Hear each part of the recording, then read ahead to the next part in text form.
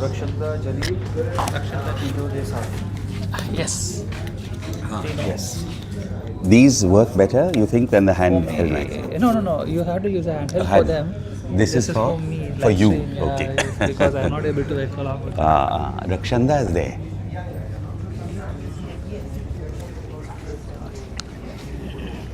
Rakshanda, he will. This is not the mic, but this is for the recording. For the recording. For the recording. Where do you want me to put it? Anyway? This point up. We'll also have to use a handheld mic. Yes. This you will need for the fine? recording. Slightly upwards. Slightly upwards. You can do it if you like. All right. Hi. Inakshi Gandhi Hi, Nakshi. and Not to worry. Saida. I'll say hello to Rahul over there. Hi. No, I don't know him. Hi. I'm Tino. I'm so happy. Tino Disa. We're going to have Actually, a Anthony conversation on Disa, that but book too otherwise tomorrow. I write as Tino Disa. Hello, Rahul. The Doordarshan days. yes. Yeah, those were the days. Amazing. Where they allowed you to have these long, leisurely conversations. Okay. I just spoke to her Madhya when I was Pradesh. coming here. Please sit. I She was was in Chief Lahore. Secretary from She lives in Karachi, but she had 2013 come to to Lahore. 2016. And she called me up. I was on the phone and I said, "Aapka danka pitne wala hai Goa mein." You are. So sorry. Sit. 56-year-old woman, delighted. You do the Dibrugarh She festival, says, no? "अरे डंका क्या ये वो चलो इस उम्र में हम मशहूर हो गए." But she's always been very well known in the Urdu speaking world. Satya Mohanty is a Second batchmate of woman. mine. Was ED. The woman just like Kal. हाँ. Amarendra Singh. Kal baat. Kotecha or Khatwa. Amarendra Khatwal. You guys know But each he's other, not of from course. Madhya Pradesh. Yeah, he's an IAS officer, but not from MP. You're a Even Springdalian. Satya is not from Also from MP, Defence. but Satya is my batchmate. Okay. So he Oh, was so in am Andhra cadre and I was in MP cadre, but the Okay, so I batchmate. joined in 81. That's how I know Satya. BA in 84. May in 84. You would have been there. I did English. What did you I did do? English too. Yes.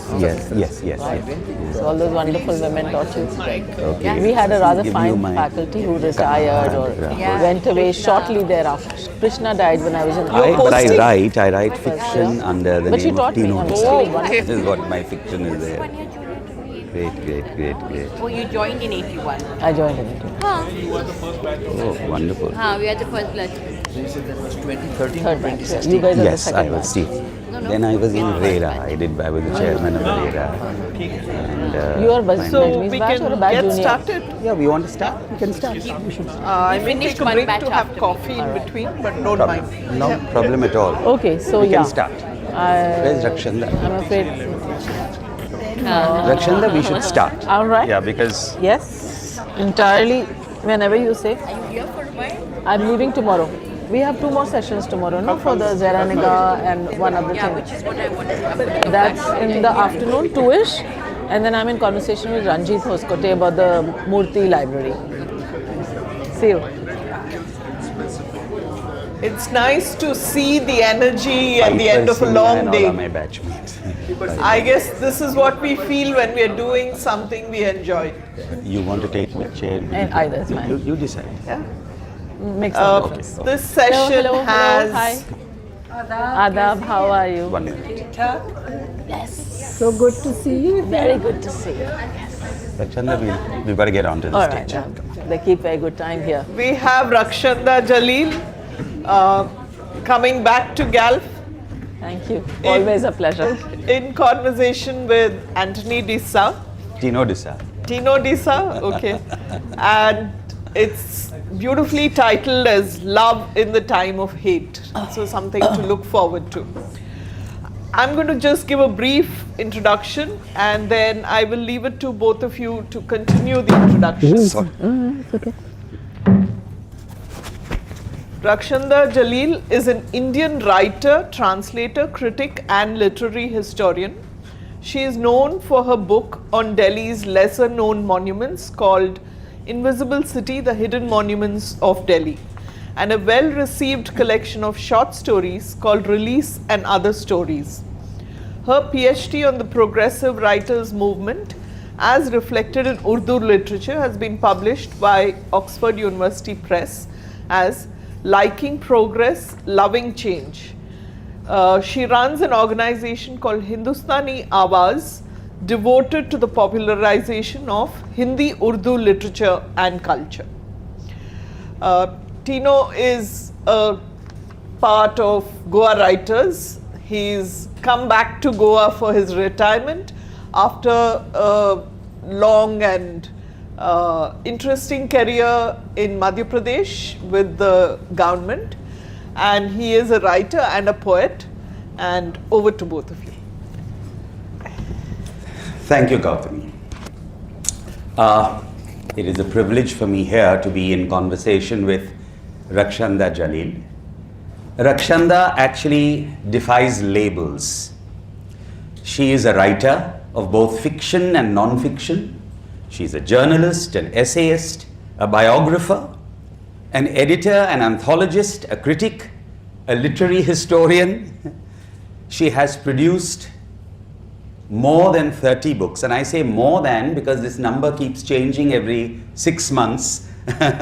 She's written some, I mean, she's edited others, she's oh yes, translator. She is a translator.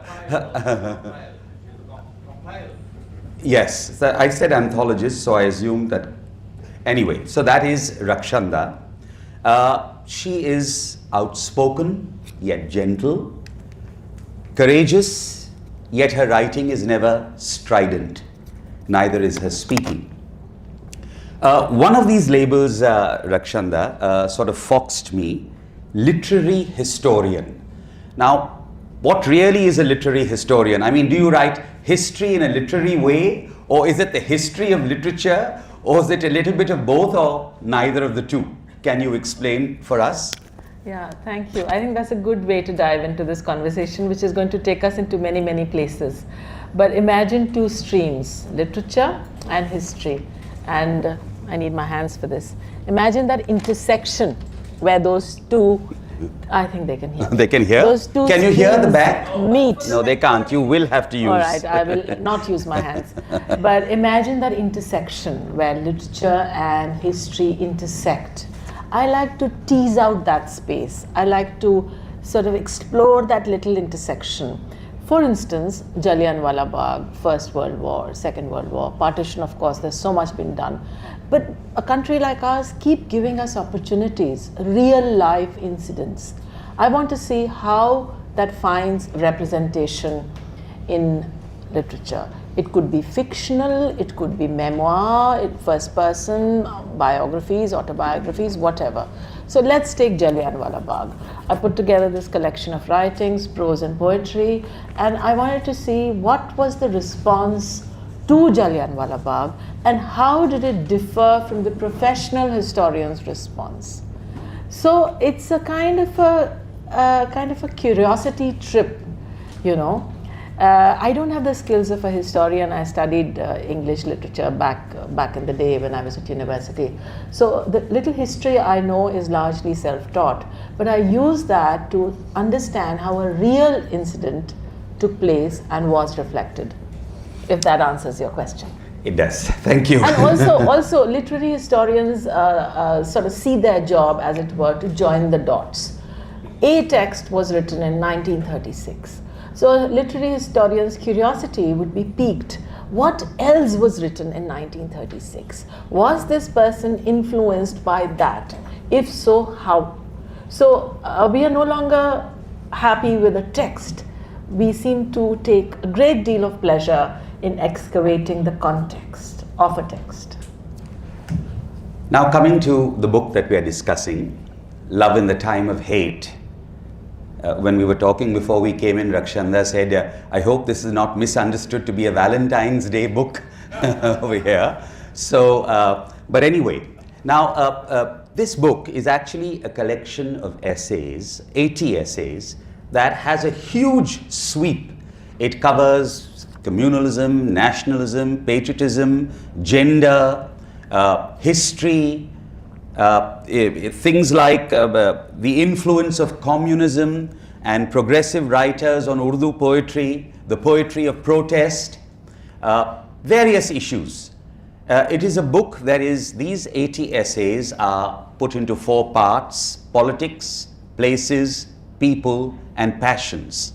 But the unique thing about this book is that practically on every page there are at least 2 couplets of Urdu poetry which Rakshanda quotes, explains and shows how this is relevant to the issue she's talking about. It is a device that is extremely unique, using poetry to link up these very weighty and important and varied issues.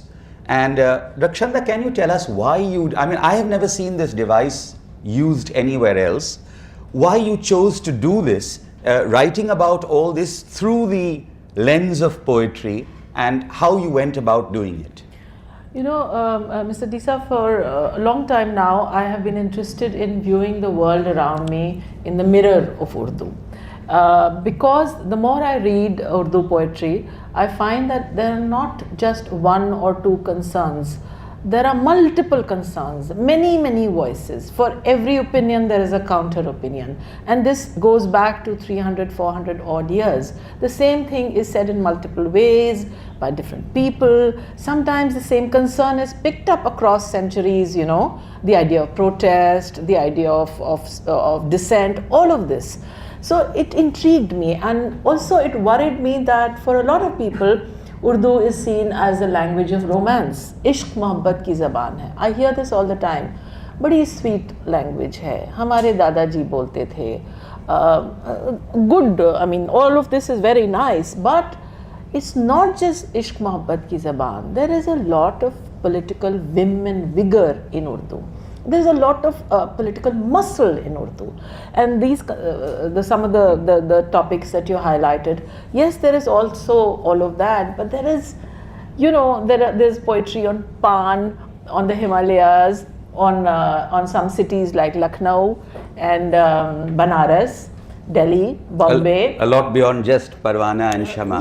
Yes. So somewhere I think one of my concerns was I wanted to bust this stereotype that, you know, it's just about ishq, mohabbat and so on, and that it's maudlin, it's woebegone, there's a lot of, you know, sort of looking back. No, there is so much more to it. There's a lot of talking about the here and now. There are aspirations about the future.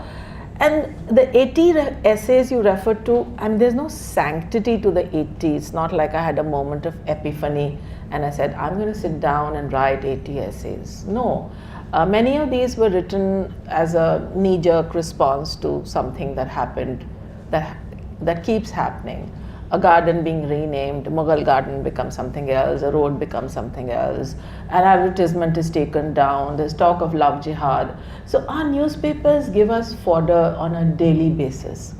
So some of these things that you read here have been tweaked and have given a kind of a consistent shape, but many were written as columns. I used to write a column for the Quint called Hindustani Awaz, where they gave me sort of a carte blanche to write on precisely what I wanted.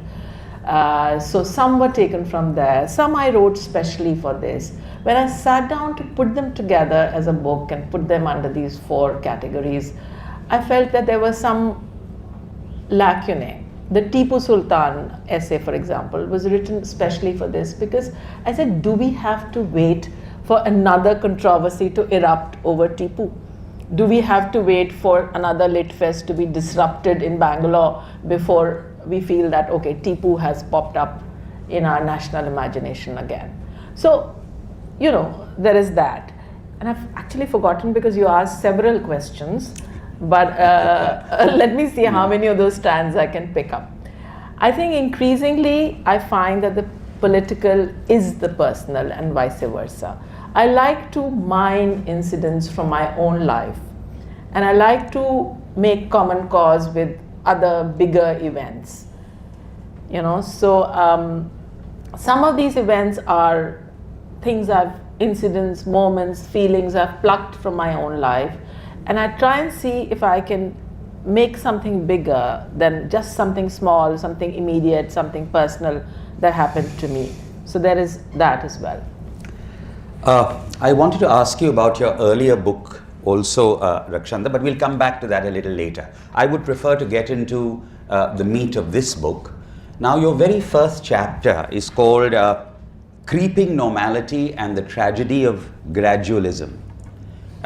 essentially how things are happening slowly and yet changing our body politic, in ways that could be irreversible. I mean, when in the kind of India that we grew up in, even if people felt communal or bigoted, they wouldn't voice those opinions because it was shameful to do that. There was a fig leaf. That fig leaf has gone. Has gone. We had this Nehruvian idea of an India that would be progressive and that would put away all the tensions of partition and all behind us and go on progressively to something where religion would be part of your personal life, and socially we would all be Indians living out the ideals of the Constitution. Something has happened.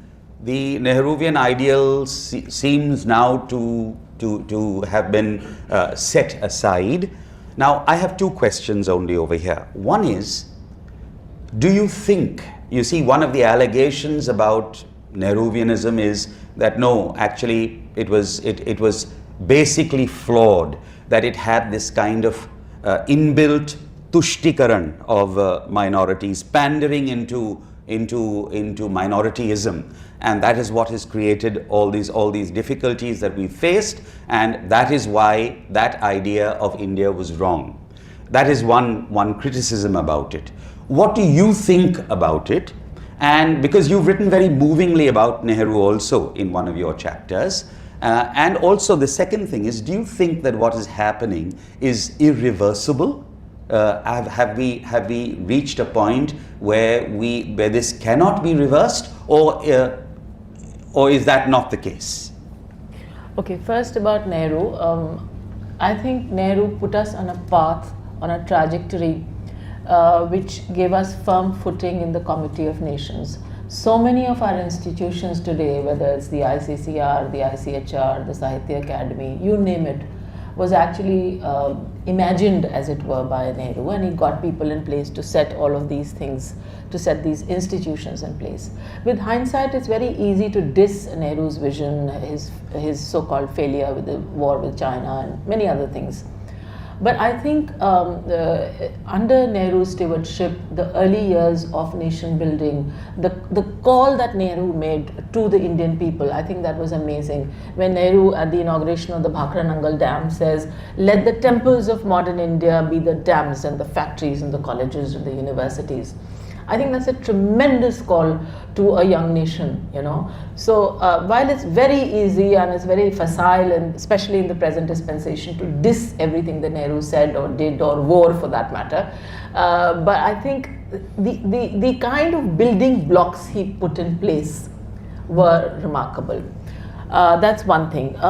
We started this little bit of the conversation by talking about creeping normality. If you permit, may I read a para from the first essay, which is called Creeping Normality and the Tragedy of Gradualism. I'll just read a para, but it'll give you a sense of essentially what I'm trying to say in this book. Creeping normality, also called gradualism or landscape amnesia, is a process by which a major change comes to be accepted as normal, even acceptable, if it happens slowly through small, often unnoticeable increments of change.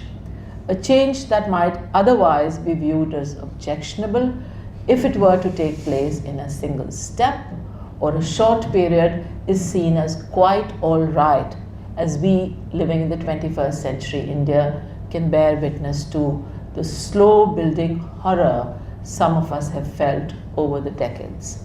Slow, small, seemingly insignificant events, beginning with the countrywide Rath Yatra led by Mr. Advani in 1990, kept adding a layer of normal till we have reached the stage of the new normal, where blatant bigotry, barefaced communalism and publicly aired prejudices are considered perfectly all right.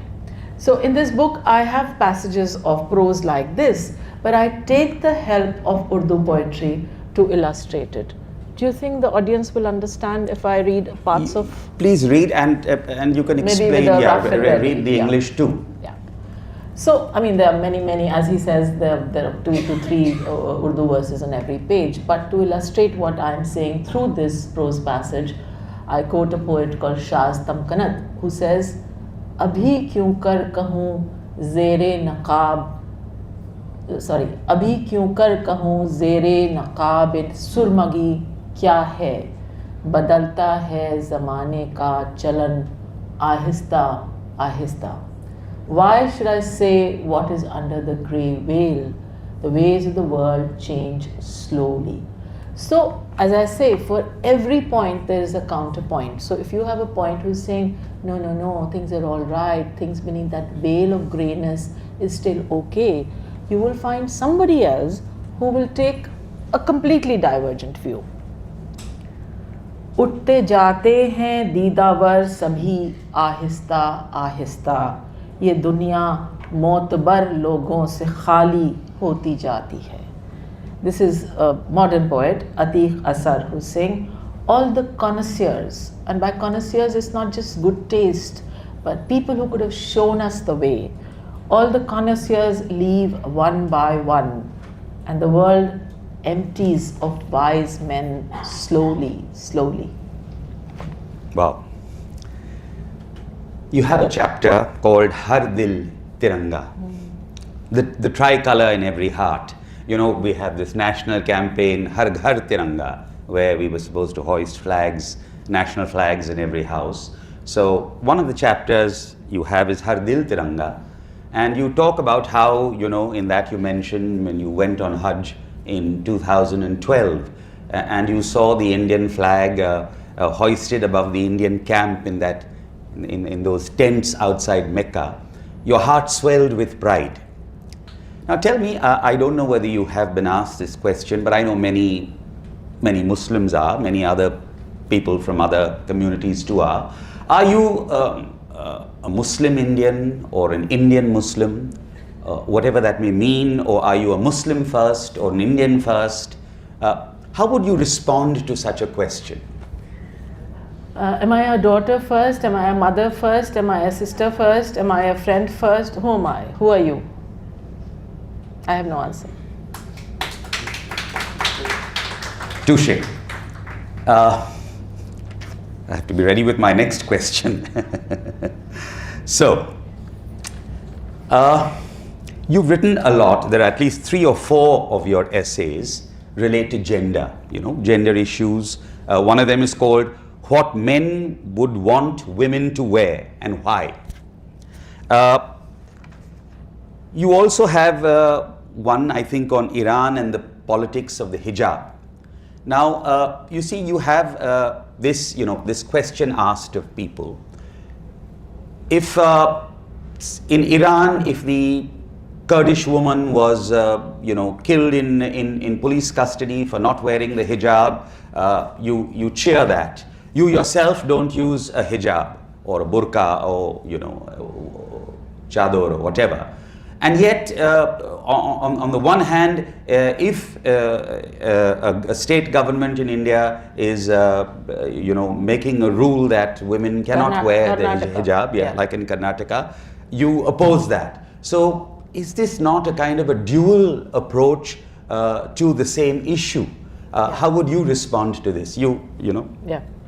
You know, I'm personally deeply offended by the hijab and especially the all-enveloping black garment that women are required to wear in some parts of the world. I rebelled against wearing it whenever I've traveled to, for example, Saudi Arabia.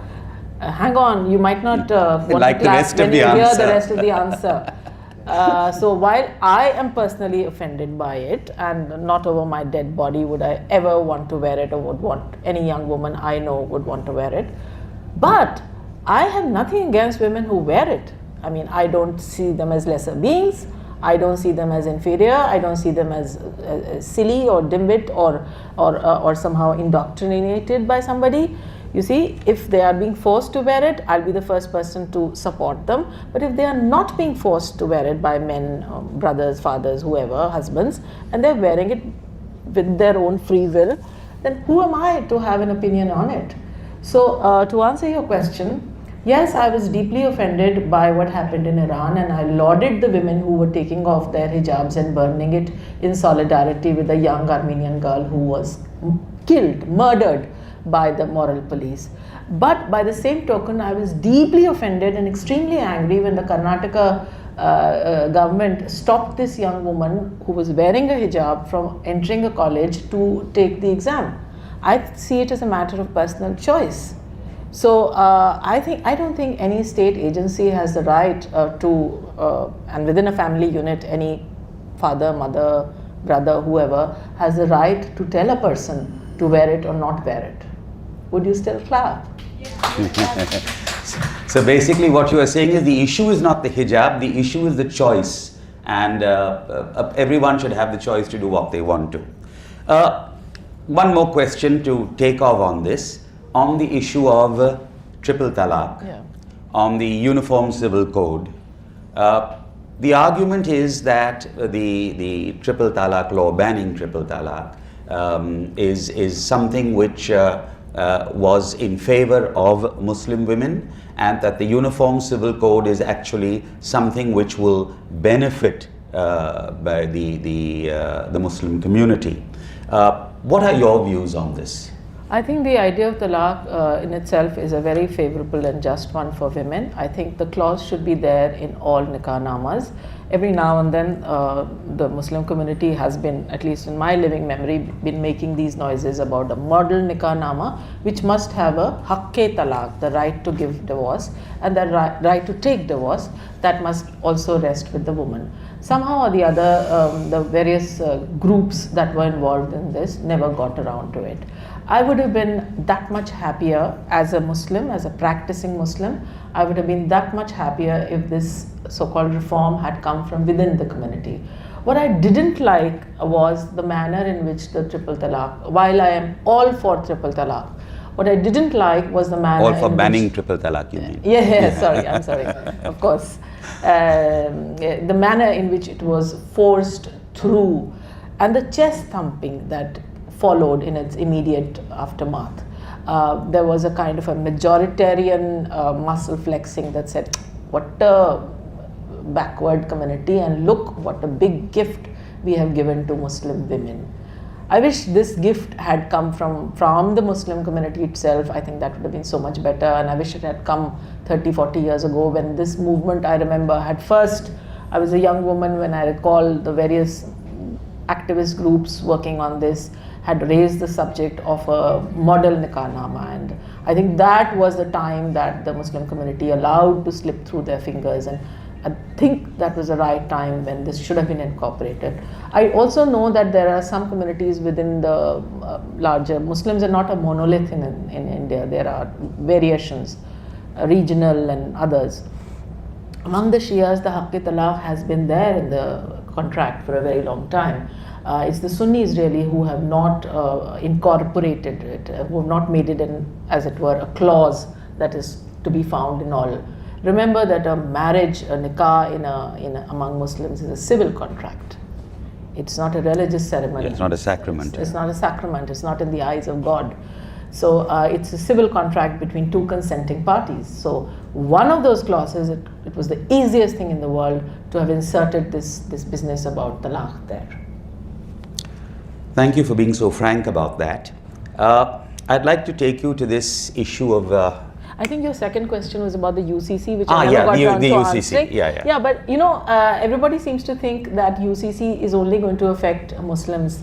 I was talking to Vivek Menezes earlier. What about Goa and the bits and pieces of the Portuguese law you still have? How will the UCC and this whole steamroller that we are talking about, this juggernaut that is going to roll over our lives, how is it going to affect other communities? So before there is this valorization of UCC, before there is this triumphal, cries of what a great victory this is, let us do some introspection and understand how communities across India, not just Muslims, are going to be affected by UCC, and then let us take an informed position on it. What will happen to your Goa we have common civil code. Yeah, so And yeah. follow that. Yeah, so what about the commons, for example? I don't know much about the Portuguese law, but from the little I know, I'm still to have a conversation that Vivek is going to facilitate for me later today with a lawyer who looks at. Okay. So I look forward to that conversation with him. I want to understand how, for example, the commons and others, how does the UCC affect that, if at all? No, and one big glaring shortcoming in Uttarakhand UCC is the initial argument was that the UCC is important because it has to be uniform for every citizen, irrespective of of religion or caste or whatever. Yet the UCC in Uttarakhand now keeps the tribals out. Yeah. So again, that argument again falls on its face. So, though there are sufficient reason to keep them out, but then that argument that no, you must have a code which is common to every citizen. Well, yeah, that's so another much issue. like the triple talaq, the seemingly benign intent behind it therefore becomes suspect. Yeah, becomes suspect. True. I'd like to take you back to, you mentioned renaming, renaming the Mughal gardens as Amrit Udyan and Mughal Sarai as Deen Dayal Nagar, and so much of this renaming is going on. Now there are two kinds of renaming. One is when you go back to original names, but there is another kind of renaming where you change original names to contemporary names, and that also sometimes on a kind of a concocted history. Now, in some ways, this does violence to heritage, no? And even this idea that colors have religion, food has religion, languages have religion. So, what really, and linked with this, you mentioned Tipu Sultan in as one example. Also, our inability of Indians to accept heroes, historical heroes, in shades of grey. We want our heroes to either be saints or monsters. They have to be entirely black or entirely white. We cannot accept them nuanced. And that creates much of the problems that we see today. You have touched upon this in more than one essay. So would you like to say something about that? I see history as a continuum, as a river, and as with a river, we have to take all of it. I mean, you can dam it, you can change its flow and all of that, but you can't pick and choose, and you can't say this bit of the river is fine, the rest is not of any use to me. I think now, especially under the present dispensation, there is a tendency to pick and choose, you want to choose parts of the history and say this part makes sense to me, this aligns with my current ideology, and so I'm going to keep this, but this is of no use to me, or doesn't help me build the narrative I want to make, and therefore I'm going to do away with it entirely. I object to that because I don't think that is the right way of looking at history. Many years ago, my interests sort of keep changing, but about 20 odd years ago, I was fascinated by the lesser known monuments of Delhi, and I wrote a book called Invisible City. At that point, I used to go to all these lesser known monuments and write about them, and it used to trouble me that, some we've just fenced and reduced to a pretty looking thing in a fancy park or in a Tony neighborhood, and we don't know very much about it. But we think it's okay, it looks scenic enough, fenced in behind those fences that ASI puts up. But we don't really need to know more about it, or we can even pull it down and build another new neighborhood or a new, housing estate. I think I remember my outrage started with that initial interest in history, that's not the right approach. You can't say, oh, these Kotlas actually only ruled for 5 years. How does it make any difference to the larger scheme of things? Or Safdarjung, who was he? Why is he occupying prime space? Why do we have so many neighborhoods and even an airport named after him? Let's just kind of demolish it, rename it. I don't think that's the right approach to history. Safdarjung may have then set up a dynasty in Awadh, then his descendants may have moved on from Delhi, but that doesn't take away from the fact that here he is with a large mausoleum right here. So whether it's parks or railway stations or what have you, I think this pick and choose approach, and you talked about heroes, that's the other thing. Increasingly for the past 10, 20 years, there is a very carefully crafted hierarchy of heroes, We have decided that we want to start with so and so and work our way down in ABC. You see, so and in the business we concoct stories. For example, Savarkar coming out of the Andaman cellular jail on a bird to visit his home. Now, I realize Savarkar is hugely adored in parts of Maharashtra, maybe right up till Goa. But the fact is that the very idea of building a narrative which defies sense, that he would escape from the cellular jail on a bird and visit his home, all of this doesn't make sense. And this how do I say this politely? Savarkar did write very many petitions asking to be released. This desire to deny that, something that is there in the archives, something that is there in black and white, this sort of denial and a counter argument and building another narrative is troubling for me. Yeah, I suppose this pick and choose is also there, because in the case of Netaji Subhash Chandra Bose and Shahid Bhagat Singh, both of whom are lionized as great patriots as they were, but people just don't talk about the fact that they were both agnostics and perhaps atheists, I mean, that is just not even mentioned. Anyway. And for every argument there is a counter argument. So I think we are also becoming a nation of whatabouters. So instead of taking an argument head on and then seeing it through to its logical culmination with agreements and disagreements, which is the civilized way of going about things, I think what we now do is we have a what about argument. And that, I think, is, as a nation, as a people, it's going to dilute our ability for logical thinking in the long term. Now, to move to the international sphere, Rakshanda, you have an essay about Bangladesh. Yes. Written clearly before the current events. You see, that essay, I'm certain it was because the book was published before the current events. Yeah. What is your view? I mean, Bangladesh was doing, to all intents and purposes, all the social indicators were even better than those in India. Whether it was, child mortality. Women in the workforce. Women in the workforce, huge number.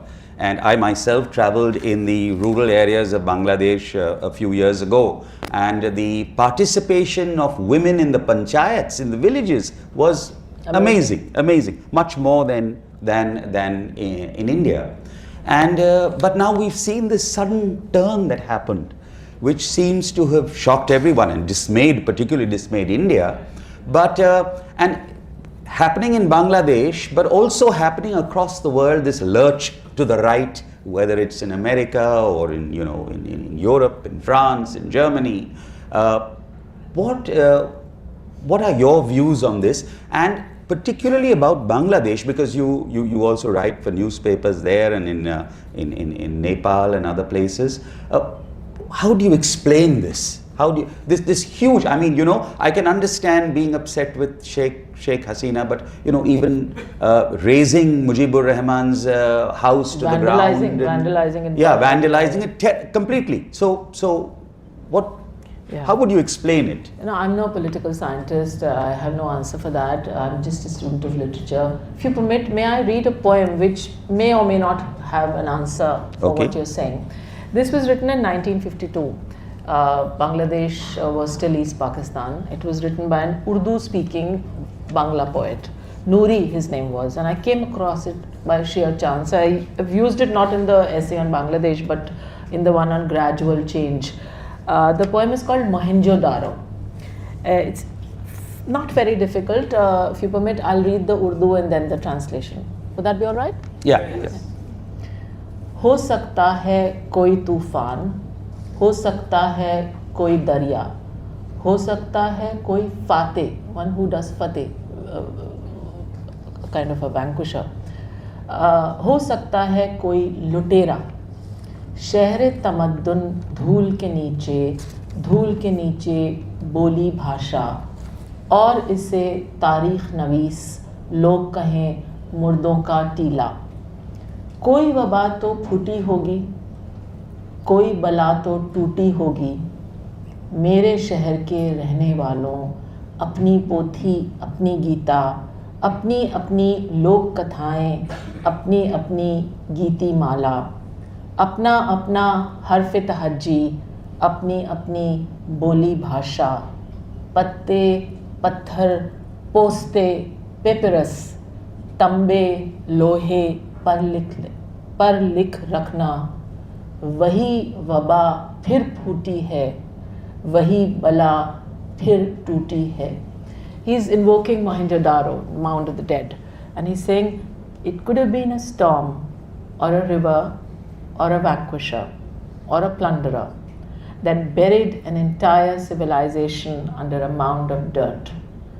Languages and dialects under a mound of dirt. Today, the historians call it the mound of the dead. Perhaps an epidemic broke out or a calamity fell upon it.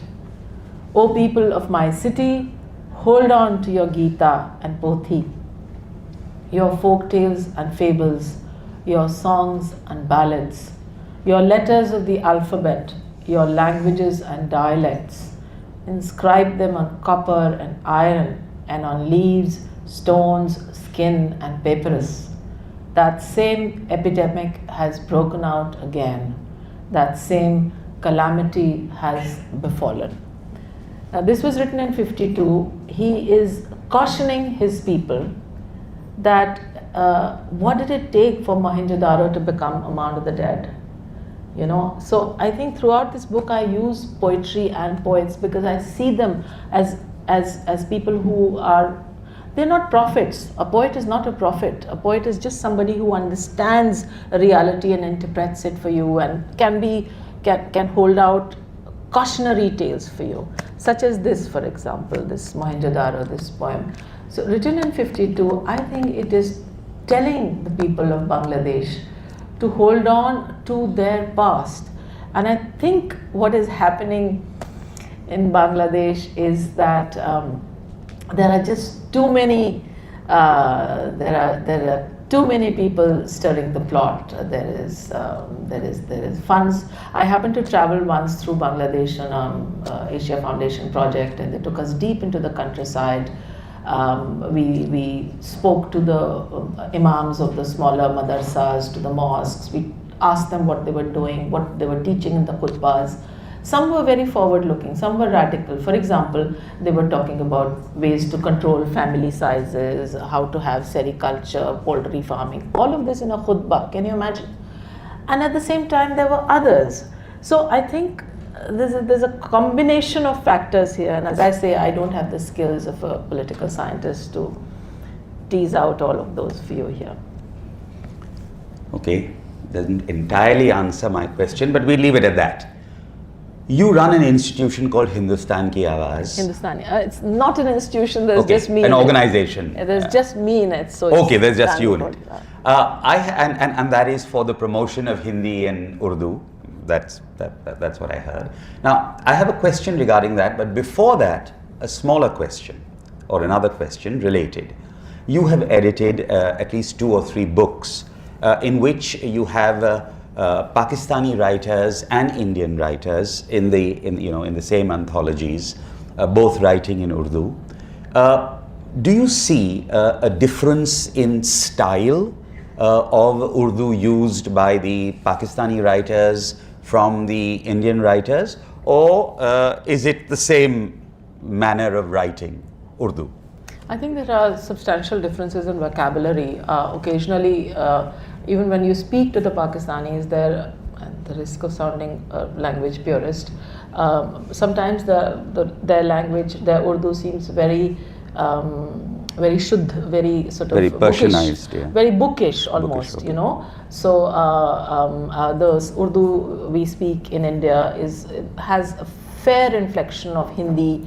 It's a very shireen mishran, very sweet mixture of Hindi and Urdu, Hindustani as it were. So yeah, I think it's a question largely of vocabulary and some concerns which are different, such as maybe more about honor killing or a brother and sister being married to each other, things like that. But yeah, the concerns of the middle class, I think, are the same the world over. So those would be the same about finding jobs, stepping out of the house, that kind of thing. So I don't think I found major concerns, differences in the concerns, but yeah, the language and therefore the translations had to be done differently. Now, on that issue of language, I have as I said, a related question. You see, in India too, you have this kind of movement relating to Hindi, to purge it of all Urdu related or Persian origin words and to Sanskritize it.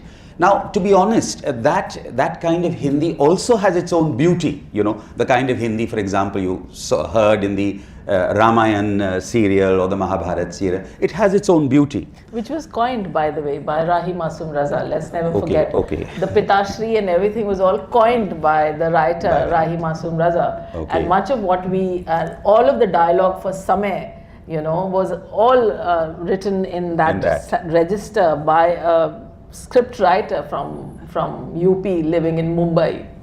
But it seems to have taken hold in textbooks and things like that. Yes. Now, no, you see, my question was actually something like, there is a movement, or as you say, even in Pakistan, to Persianize Urdu.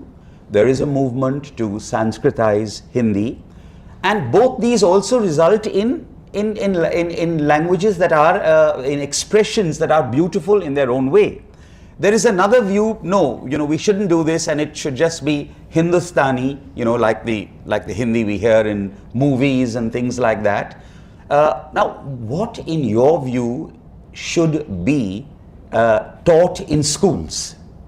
You know, as I say, because there are angles to both sides. It isn't that if you Sanskritize Hindi or you Persianize Urdu, it becomes unlovely. There is attractiveness in that as well.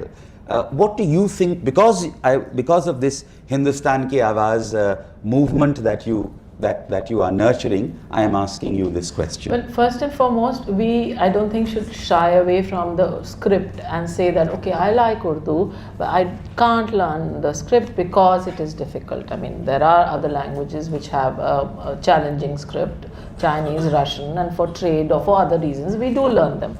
So why do we have a plan B where Urdu is concerned, that we will show our interest in Urdu, we will support Urdu, but we will read it in Devanagari. That I don't fully understand. You know, if you are sufficiently invested in a language, take the trouble to learn its script too. That is one thing.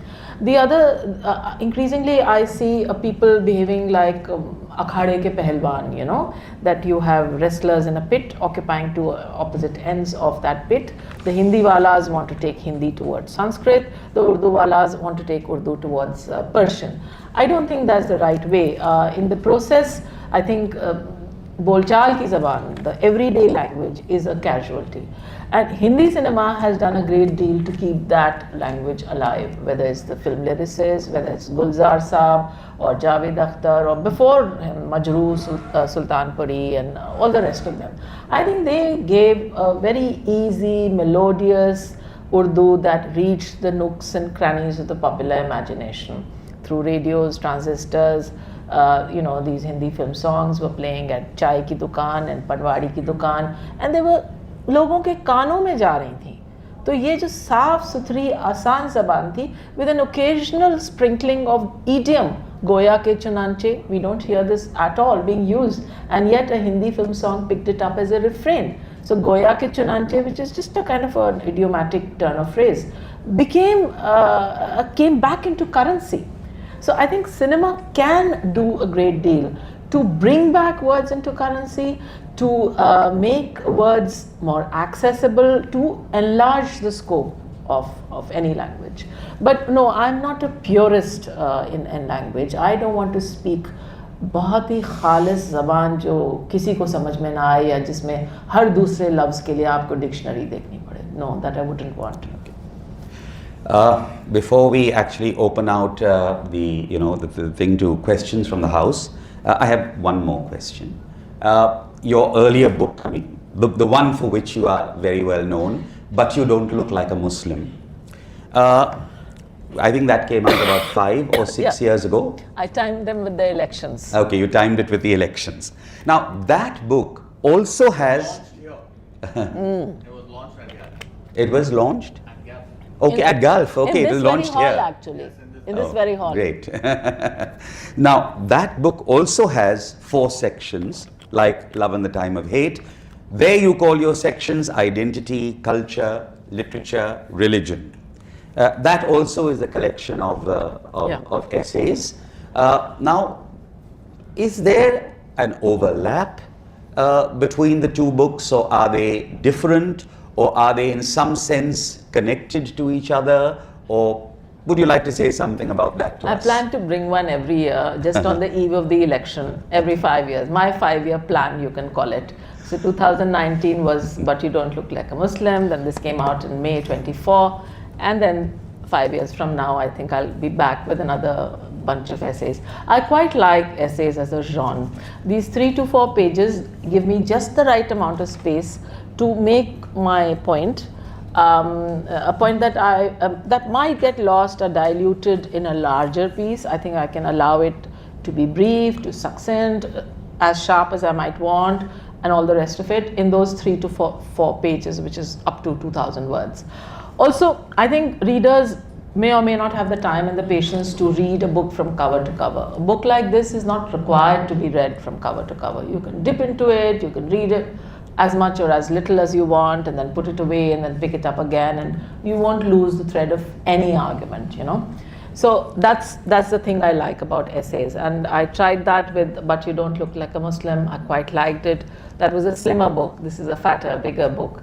The one 5 years from now is possibly going to be bigger than this. You know, you in your summation of your book, you talk about these 4 ideals: azadi, barabari, waqar, and hukuk. You know, freedom, equality, dignity, and rights. What do you think poetry and literature in today's atmosphere can do to secure these more strongly? I think that poetry, in its very brevity, can say a great deal more than prose can. Prose needs leisure to make an argument. A novel or a short story needs an expanse, it needs leisure, it needs space and time and so on. I think the poet, and again specifically Urdu poetry, the 2-line sher, and the sher makes a ghazal of 6, 7, 8, 10 shares.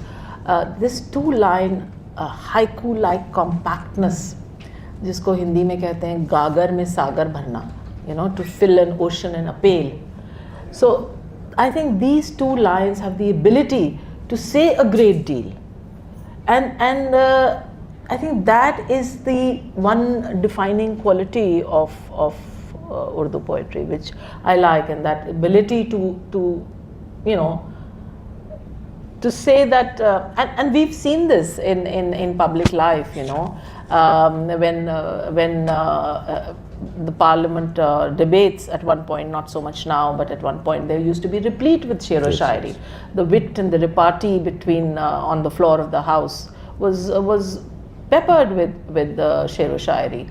Rakesh Sharma, the India's astronaut, goes up on stage, and all of us saw on Doordarshan Mrs. Gandhi asking him, वहाँ से भारत कैसा दिखता है? And back comes the answer, सारे जहाँ से अच्छा हिंदुस्तान हमारा.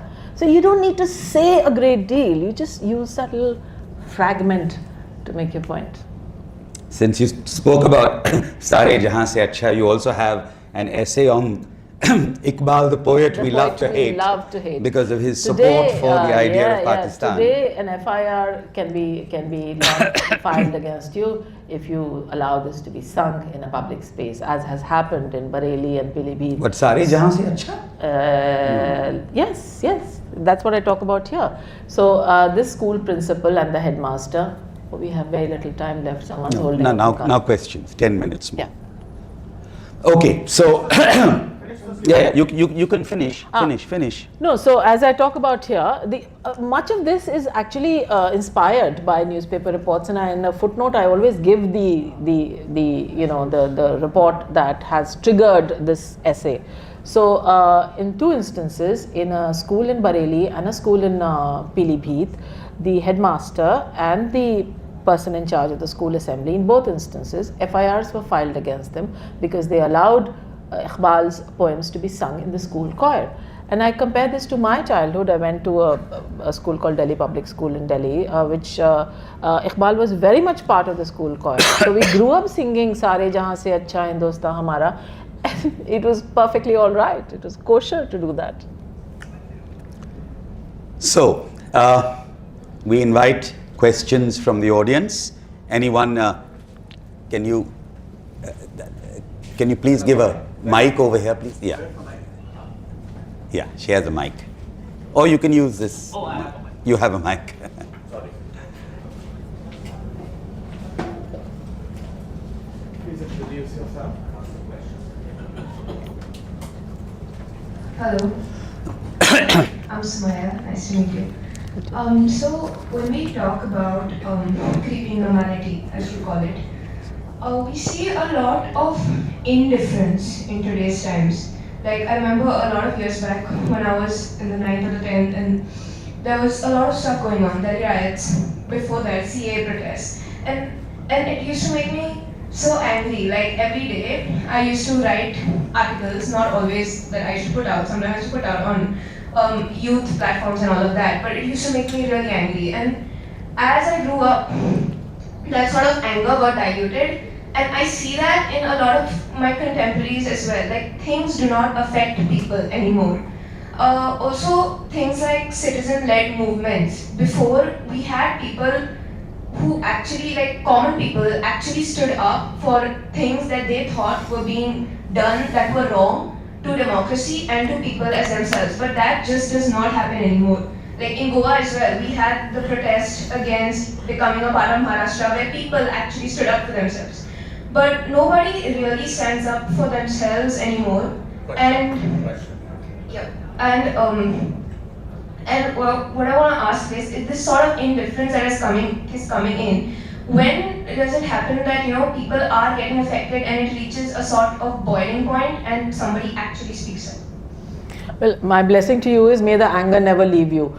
Because I think to be angry, for a young person to be angry is very important. It'll be a sad day if young people are blasé and blithe about everything and content with the world around them. I think abhi nahi aap gussa hongi to aap kab gussa hongi. So it's important, and I'm very happy to hear that things around you trouble you to the extent. But I wish I had a clear answer or a formulaic answer to give to you. But yeah, I think in your society, in your school, in the world you live in, to have arguments, to have conversations, to call out the elephant in the room. If your views are different from your parents or your peers or your elders, why not have a conversation instead of burying it? I would urge young people to call out every elephant that they spot in any room, to call out bigotry if they are able to spot it. I think that's the only way forward, not by staying silent, but by talking about it. And also, how many homes of families different from your own have you visited? When you go to people's homes, you see them for who they are, rather than how they are perceived for you by others. So if you were to have more first-hand experiences rather than to go by experiences and impressions that have been passed on to you by others, that might be the way forward. Yeah, Neera. I recently visited the Kumbh Mela, and it was palpable that there is a resurgence of Hindu identity. It was very obvious. No harm in that. No harm in that. Every community, every religion wants to reflect its own identity. My question to you is that this is evident not only here, but perhaps also in Bangladesh, perhaps Pakistan, in many of the neighboring countries. But have there been examples from developed countries where this has happened, let's say about 100 years back or about 50 years back, and what trajectory that evolved in? Was there finally an assimilation, or was there something else that it led to? First of all, absolutely no harm in having an identity or a resurgence or whatever. The problem comes when that identity becomes so sharp that it wounds and pierces the person standing next to you. I think that is the problem. I was watching a clip that just popped up on my feed on the phone by Ronald Reagan giving his last speech as president. And in that he says, anywhere else in the country where you go, you are a Japanese, a Mexican, a Spaniard, and so on. Here, America is the only country, and he's talking of all those years ago, not Trump's America, but all those years ago. When was he exiting as president? Early 80s. Yeah, a long time ago. So he's saying America is the only country where you may come from anywhere else, but once you're here, you are an American, right? Now, I think that kind of, I see that as a way of answering your question, that if you were to have your identity and also a larger identity that doesn't threaten or wound or hurt other identities within your ecosystem, I think that possibly is, but maybe too ideal in the world we live in. Not just in India, the world over. We're going to, because we have to finish, we're going to take both the questions. 2 questions here and then we can finish. We'll take both the questions together and you can answer And them I'm together. pretty much around. Should you at any point want to come by, have a coffee with me? Yeah. Meru, ask your question and Wiseman will ask his. So this is in the spirit of the first question. You know, poetry was extremely passionate against colonialism. And even when Bahadur Shah Zafar was being troubled, and then ours, and of course then which led to the revolutionary poetry against, which was part of the freedom struggle. What is, you know, there seems to be a veil of silence at the moment at what is happening in the country. What is literature doing at the moment? Is there, have you zeroed in on some talent or writing? Take the other question too and then you answer them both. It might be different. Yeah. Very briefly, Yeah. Meru, Yeah. I keep putting together these anthologies and of modern Indian writing. One came out last year. So I am interested in what is being written now, not just what was written in the past. It troubles me that there is a political correctness, there is a sort of a veneer of, oh, it might offend somebody, or maybe more pragmatic reasons that I'll be denied an award and this and that. So the present crop of Urdu writers, I'm speaking here specifically of Urdu because for the past few years my work is increasingly within that framework. I find the present crop of Urdu writers are that much more conscious of how they are framing their argument and so on. You compare a modern writer with, let's say, a Manto or a Krishan Chandra who are calling a spade a spade. I think that is not happening. That's never good for any sehatmand adab. Wiseman, ask. I'm Wiseman Pinto. I thought you mean wise man, wise. Okay. I thought that's discussed about Savarkar. That is why I'm going to talk about it and ask your opinion. Now, last few days, I've heard a lot of interviews which are really very brilliant.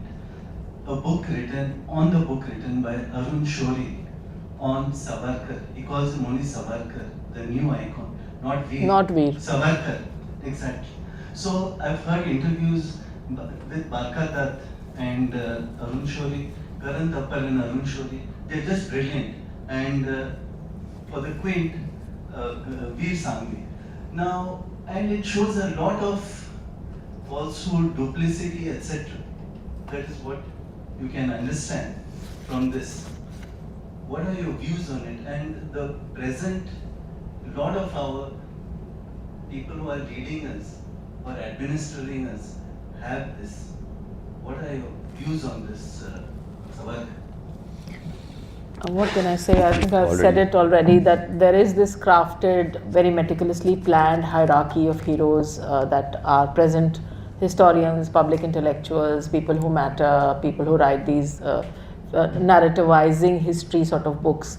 I think that is where we are seeing this refashioning of history, crafting new heroes, adding appendices such as Veer in this instance to Savarkar. So it's part of a larger nation building project. Thank you, Rakshanda, for being so frank, forthright in your answers. Very engaging session. I'm sure all of us have enjoyed it. Thank you so much. Thank you very much. Thank you, Tino, for that wonderful job. Tino Desam, Thank you. former senior bureaucrat, now We need to have relatively a- junior writer, but thank you, Tino. And no one else could have done that job as well as you did. Thank you, Tino, very much. And thank you, Rakshanda. Thank you, Vivek, always for calling me. Rakshanda, we require a picture for the record. As well as a wonderful session with Pardon? Ranjit Yeah. Koskopee Mike. about How do you put classics it? and about There. Indian civilization. 2,500 years of Indian civilization. A big hand please for the luminous Rakshanda Jalil.